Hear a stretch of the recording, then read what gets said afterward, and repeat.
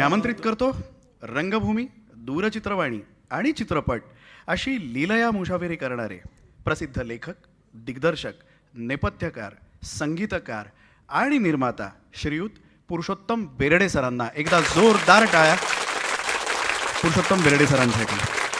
सरांचं खूप खूप स्वागत. तर जेला असताना विद्यार्थी तसे तुम्ही एक लेख लिहिला होता. त्याचं शीर्षक होतं स्टडी टूर से बडी दूर तक. काय सुंदर शीर्षक आहे बघा. स्टडी टूर से बडी दूर तक. तुमचा प्रवासही तसाच आहे. तर हा जो प्रवास आहे याच्यामध्ये लेखन आणि वाचन हे सगळी सांगड कशी घातलीत? वाचनाची आवड अगदी शाळेपासूनच.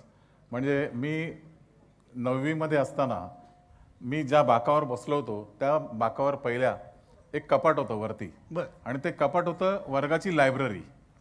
एकदा एका मुलाने ते कपाटचा दरवाजा उघडला आणि सगळी पुस्तकं माझ्या पुढ्यात पडली. हो. आणि ती पुस्तकं पडल्यानंतर 2-3 पुस्तकं मी त्यातली उचलली आणि ती वाचायला घेतली वर्ग चालू असताना. नंतर घरी नेली आणि तिथून माझा वाचक म्हणून एक प्रवास सुरू झाला. ती पुस्तकं होती पु ल देशपांडे आणि भा. रा भागवत यांची. या दोन्ही पुस्तकांनी माझ्यावर गारूड घातलं आणि त्याच्यानंतर मला वाचनाची आवड निर्माण झाली आणि मग मी वाचायला लागलो. तो जो प्रवास आहे तो इतका दूरपर्यंत गेला. अगदी. तेव्हा तुम्ही वाचायला सुरुवात पण केली. मी शाळेत असताना गणित ह्या विषय माझा अतिशय वीक होता. म्हणजे मला 10वीला गणितात 3 मार्क मिळाल्यानंतर मी आजपर्यंत गणिताचं तोंड पाहिलेलं नाही आहे.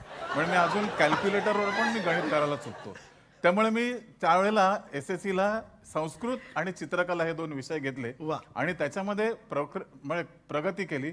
नंतर गजानन शास्त्री गायतोंडे संस्कृतला होते आणि मी इतकं सुंदर संस्कृतमध्ये बोलायला पर्यंत पोचलो होतो. माझ्या भूगोलाच्या पेपरमध्ये मी 4-4 पानांचे निबंध लिहायचो. इतकं मी भाषेमध्ये प्रगती केली होती आणि लिखाणाची पण सवय तिथून झाली. आणि ती जी सवय आहे ती आता तुम्हाला इथपर्यंत घेऊन आली. कारण सरांचं दोन्ही पुस्तकं सरांची म्हणजे ज्याला आपण बेस्ट सेलर्स म्हणतो त्यामध्ये आहे. त्यातलं एक क्लोज एन्काउंटर आणि दुसरं हिरवे पोर्ट्रेट्स. एकदा जोरदार टाळ्या झाल्या पाहिजे. मी तुम्हाला विनंती करतो त्यातल्याच एका पुस्तकाचं लेखाचं अभिवाचन आपण करावं. अगदी. कुठलं करताय तुम्ही आज? मी क्लोज एन्काउंटर या पुस्तकातलं तात्या आमोणकर आणि बालाका डायरेक्शन ही एक व्यक्तिचित्रण मी वाचतो आणि त्याची पार्श्वभूमी ह्या लेखामध्येच आपल्याला वाचता वाचता कळेल. कामाठीपुरा दुसऱ्या गल्लीच्या नाक्यावर बोर्ड लागला. माझ्या मित्रांनीच लावला. बोर्ड हिंदीत होता. या मंडळी सादर करूया, म्हणजे आमच्या संस्थेचं नाव. या मंडळी सादर करूया अलवारा डाकू. गुरुवार 9 अगस्त रात को 8 बजे साहित्य संघ मंदिर गिरगाव अपने बालाका डायरेक्शन. या प्रयोगामागे कारण होतं तात्या आमोणकर. तात्या आमोणकर हे गिरगावातल्या साहित्य संघातलं एक अफाट व्यक्तिमत्व, हजरजबाबी आणि तितकेच जबाबदार कार्यकर्ते. साहित्य संघाच्या उभारणीत तात्या आमोणकरांचा सिंहाचा वाटा होता. संघाच्या नाट्य निर्मितीत तात्यांची सूत्रधार म्हणून भूमिका खूप महत्वाची असायची. इतके असून तात्यांचा दरारा मजबूत होता. संध्याकाळच्या वेळात संघाच्या ऑफिसमध्ये बसण्यापेक्षा प्रवेशद्वारावर खुर्ची टाकून तात्या बसणं पसंत करीत असत. तिथे त्यांचा मस्तपैकी गप्पांचा फड रंगे. त्यात तात्या खास गोवेकरी शैलीत नुकत्याच नवीन आलेल्या नाटकावर, त्यातल्या लिखाणावर आणि अभिनयावर अशी काही टिप्पणी करत की ऐकतच राहावं. तात्यांची बोलायची एक खास ढब होती. अनुनासिक बोलणं, वर क्रियापद विरहित आणि त्या टीकेत बोचरा विनोदही असायचा. हाड किदे रे, बरे नाटक, संगीत शा. आता हाड वगैरे हे शब्द म्हणजे ते उत्तम नाटक आणि शा म्हणजे उत्तम संगीत. डॉक्टर ना भालेराव हे साहित्य संघ मंदिराच्या उभारणीतले प्रमुख अध्वर्यू. तात्यांच्याच पुढाकाराने त्यांच्या नावे अमृत नाट्य भारती ही नाट्यविषयक चळवळ साहित्य संघ चालवत असे. त्यात तात्यांचा पुढाकार. तात्या हे प्रखर परंपरावादी नाटकांचे प्रवर्तक. तरीही नवनाट्याचे पुरस्कर्ते म्हणून दामू केंकरे, विजय मेहता, अरविंद देशपांडे, द ग गोडसे, जितेंद्र अभिषेकी यांच्यासारखे रंगकर्मी संघाच्या रंगमंचावर बहरले. तात्यांच्याच पुढाकाराने प्रायोगिक नाटकांना दर गुरुवारी विनामूल्य रंगमंच उपलब्ध करून दिला. तात्यांनी गुरुवार योजना असे सुबक नावही त्याला दिले. दादरमधल्या छबिलदास बरोबर गिरगावात वातानुकूलित साहित्य संघ हा दुसरा पर्याय उपलब्ध झाला. मात्र त्या गुरुवार योजनेत सादर होणारा ॲब्सर्ड अनाकली नाटकांचा तात्यांसाठी शुक्रवार संध्याकाळकरता एक फराळच असायचा. त्यातल्या कवायतबाज नाटकांवर तात्या सडकून टीका करीत. संघात नोकरीला असलेले प्रभाकर पारकर आणि लक्षा बेर्डे हे तात्यांचे हमखास श्रोते होते. तात्या खुर्ची टाकून बसले की ते दोघे काल गुरुवार योजनेत सादर झालेल्या नाटकावरून त्यांना पिन मारायचे. अतिशय श्रद्धेने कालचं नाटक तात्यांनी पाहिलेलं असे. लक्षाने, तात्या कालच्या नाटकाची संस्थाना परत तारीख मागते पुढच्या गुरुवारी. काय पिटीचे प्रकार रे, कुठच्याही शाळेच्या मैदानावर करा, संघ कशाला पाहिजे त्यांना. त्यावेळेला अमोल पालेकरांचा जुलूस या गाजलेल्या नाटकामुळे हौशी रंगभूमीवर कवायतीच्या नाटकांची लाट आली होती. अनाभा म्हणजे अमृत नाट्य भारतीमधल्या वर्कशॉपमुळे ही तात्यांची डोकेदुखी वाढली होती. खांद्यावर जोळी लटकवलेले रंगकर्मी बघितले की तात्या म्हणायचे, आले अनाभा, अनवरस नाट्य भरती. आणि दरवेळी उपस्थितांच्या टाळ्या मिळाल्या. त्या मिळण्यामुळे तात्या त्या आणखीनच भरून करायच्या. आदल्या दिवशीच्या प्रायोगिक नाटकावर बदला घेतल्याचं समाधान तात्या यांच्या चेहऱ्यावर त्यावेळेला दिसायचे. तात्यांचे मराठी रंगभूमीवर योगदान म्हणजे साहित्य संघ मंदिर आणि सगळ्यात मोठी देणगी म्हणजे त्यांच्या 2 मुली, एक सुधा करमरकर आणि त्यांची दुसरी मुलगी लल्या म्हणजे ललिता केंकरे आणि जावई दामू केंकरे आणि नातू विजय केंकरे. अशा या श्रद्धाळू अध्वर्यूकडे तात्यांकडे एक दिवशी लक्षाने शब्द टाकला. तात्या, पुढच्या महिन्यातल्या गुरुवार योजनेत आमच्या या मंडळी सादर करूयाच्या अलवारा डाकू नाटकाचा प्रयोग करायचा आहे, परवानगी द्या ना. काय अलवारा डाकू? अरे कसली रे नाटकांची नावे तुझ्या, हे डाकू बघायला कोण कुत्र फिरकणार आहे का रे? तात्या तुम्ही बघा, अरे जोरदार नाटक आहे. एका अटीवर थिएटर रिकामा नको, गर्दी हवी, प्रेक्षकांना आमच्या खुर्च्या थंड पडतात गुरुवारी. त्याची तुम्ही काळजी करू नका तात्या, हाऊसफुल करतो की ना शो बघा. लक्षाने तात्यांना गॅरंटी दिली आणि तात्यांनी लक्षाला तारीख दिली. झालं, आमच्या या मंडळी सादर करूया नाट्यकंपूत उत्साह पसरला. साहित्य संघात प्रयोग, तोही गुरुवार योजनेत, तोही फुकट. लक्षाने वॉर्निंग दिली सगळ्यांना, शो हाऊसफुल करायचा आहे, तसा शब्द दिलाय मी तात्यांना. लक्षा तेव्हा संघात अभिनेता म्हणून नोकरीला होता. आता कॉन्ट्रॅक्टरच्या भूमिकेत शिरला. एवढे मोठे थिएटर कॅनव्हासिंग करून भरायचे असे ठरवून आम्ही कामाला लागलो. आणि मग कामाटीपुरा दुसऱ्या गल्लीच्या नाक्यावर बोर्ड लागला. त्यात लिहिले होते, आपल्या बालाका डायरेक्शन. तिकीट दर 15, 10 आणि 5. त्यानिमित्ताने संस्थेला चाल पैसे मिळाले असते. कॅनव्हासिंग जोरात सुरू झाली. कामाटीपुरातल्या मित्रांमध्ये उत्साह आला. आपने बालाका डायरेक्शन या गोष्टीचा. डायरेक्शन ही एक कठीण कामगिरी आहे आणि आपला बाला पार पडतो यासाठी सब कुछ तो भी करना मागताय. ह्या भावनेने रविदादा, पक्या, सुधा, शंकर, वच्चा, ओमा, मधू ही सगळी मंडळी कामाला लागली. विविध स्तरांवर तिकीटं गळ्यात मारली जाऊ लागली. अगदी धमकीपासून ते विनंतीपर्यंत सर्व मार्गाने ती खपवली जात होती.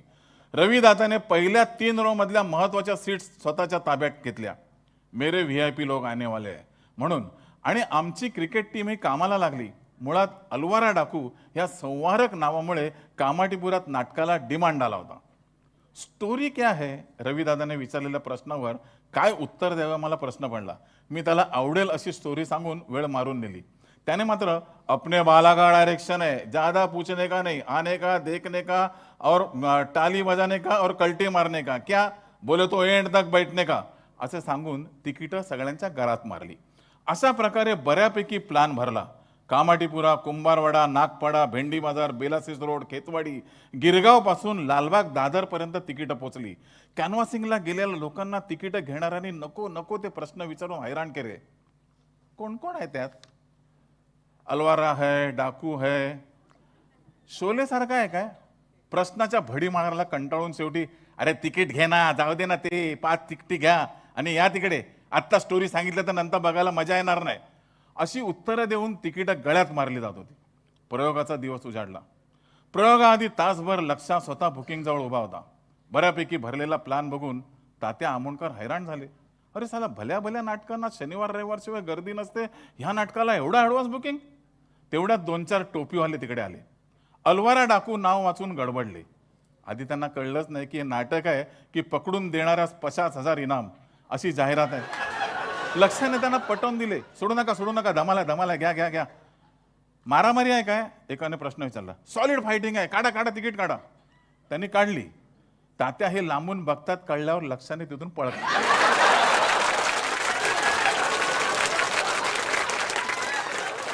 तिसरी घंटा झाली.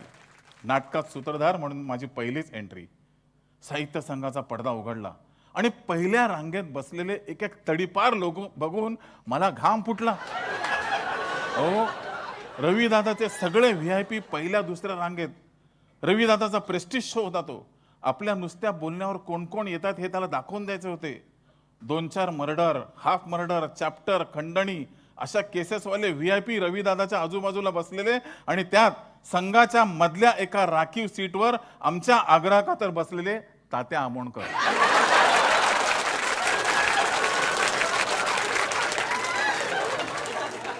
मी स्टेजवर ब्लँक झालो.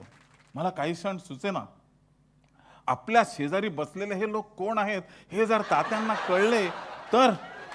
पण क्षणभरात मी सावरलो. नाटक सुरू झालं. मिक्स प्रेक्षक.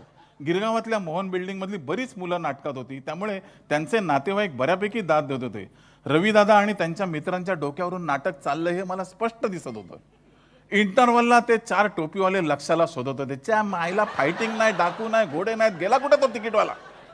नाटक संपलं. टाळ्या वाजल्या, सगळे घरी गेले. कामाठीपुरात एकच चर्चा, साला बाला का क्या डायरेक्शन है यार, म्यूजिक क्या मारा है, डाकू बनेला हीरो तो मुंह से आग फेकता है, वगैरे वगैरे. रविदादा मला भेटला. अरे गप्पच होता. मी रवीला विचारलं, कैसा लगा नाटक? और मस्त. कब शुरू हुआ कब खत्म हुआ साला पता ही नहीं चला. एक्चुअली अभी शुरू होएगा, बाद में शुरू होएगा, साला शुरू ही नहीं हुआ और खत्म भी हो गया. ही त्याची खरी कमेंट पक्याने मला सांगितली होती. आणि पण बाला, तेरा नाटक देखने को कौन कौन आया था मालूम है? खेतवाड़ी से दशरथ राणे, खांडके बिल्डिंग से अशोक जोशी, मोहम्मद अली रोड से लाला पठाण. मीही आपलं जणू तेंडुलकर, खानोलकर, एलकुंचवार येऊन गेल्यासारखे रवीसमोर मान हलवली. वा वा रवी, तुझ्यामुळे हे सगळे लोक माझ्या नाटकाला आले, मी धन्य झालो. रवी माझा एकेकाळचा क्रिकेटचा सहकारी. पुढे त्याचं करिअर वेगळ्याच वाटेला बहरलं. ह्या विश्वात चिंट्या दादाची जागा रविदादाने घेतली होती आणि आपली ताकद दाखवण्याची संधी मिळताच कालच्या प्रयोगाच्या निमित्ताने साहित्य संघात अंडरवर्ल्डचे साहित्यिक आपापल्या साहित्यानिशी रविदादाच्या आग्राखातर पहिल्या रांगेत बसले होते. वो सब लोग बोले, क्या बाला का डायरेक्शन है यार. बाला, मैं बोलता तू बहुत बड़ा डायरेक्टर होगा. पुढे मी बडा डायरेक्टर झालो आणि रवा इतका बडा झाला की त्याला शेवटी जेलमध्ये त्याचा अंत झाला. रविदादाने सिगरेटचा एक कश मारला आणि तो धुनकीत गेला. अर्धवट गुंगीत डोळे आणि माझ्याकडे टक लावून बघणारा रवीने काही नवीन पिलान सांगायच्या अगोदरच मी तिकडून सटकलो. खरी उत्सुकता होती तात्यांना नाटक कसं वाटलं याची. संध्याकाळी मी आणि लक्षा संघात गेलो. तात्यांना नाटक आवडल्याचं कळलं होतं. तोंडावर कौतुक करण्याची तात्यांना सवय नव्हती, पण त्यांच्या शिव्या आणि टीका हेच कौतुक मानायची आम्हाला सवय होती. हड काय रे, शा बरं रे, पोरांची कामे उत्तम. तात्यांची क्रियापद विरहित प्रतिक्रिया. या मंडळी सादर करूया या आमच्या संस्थेला दामू केंकरे सरांचा छुपा सपोर्ट आहे हे त्याला माहिती होतं. आणि विशेष म्हणजे त्यात कवाई नव्हत्या. संगीत, नृत्य आणि अप्रतिम टीमवर्क बघून तात्या जरा सुखावले होते. त्यांचा एक हड आणि एक शा म्हणजे आजचे 4 स्टार. कामाठीपुराच्या मंत्रमंडळीत मात्र बालाका डायरेक्शनची तोंड फाटून स्तुती चालली होती. ती स्तुती विजू केंकरेने मीठ मसाला लावून नाटकातल्या मित्रांमध्ये पसरवली. आजही विजू केंकरे, संजय मोने, राजन भिसे, अजित भुरे, धनंजय गोरे हे नाटकातले मित्र भेटले की लांबूनच हाक मारतात, अरे बालाका डायरेक्शन कैसा है. वा, जोरदार टाळ्या झाल्या पाहिजे. खरं अभिवाचनातून इतक्या सगळ्या व्यक्तिरेखा उभ्या करायच्या, कमाल. जोरदार टाळ्या झाल्या पाहिजे. धन्यवाद दादा, खूप खूप आभार. एन्काउंटर्स हे माझं पुस्तक आणि याच्याबरोबर हिरवी पोर्ट्रेट्स कोकणातल्या व्यक्तिरेखा आहेत. ह्या सगळ्या कामाठीपुरातल्या व्यक्तिरेखा आहेत. माझं बालपण, तरुणपण आणि वयाची 28 वर्ष कामाठीपुरात गेल्यानंतर 40 वर्षांनी मी ही तिथल्या व्यक्तिरेखांना जिवंत केलं. हिरवी पोर्ट्रेट्स हे कोकणातल्या व्यक्तिरेखा आहेत. दोन्ही पुस्तकं राजहंसने काढलेली आहेत. आपण अवश्य ऑनलाईन घ्या, कारण एवढ्या सगळ्यांना प्रेझेंट देणं मला शक्य होणार नाही. धन्यवाद. धन्यवाद. पुन्हा एकदा खूप खूप आभार. थँक्यू.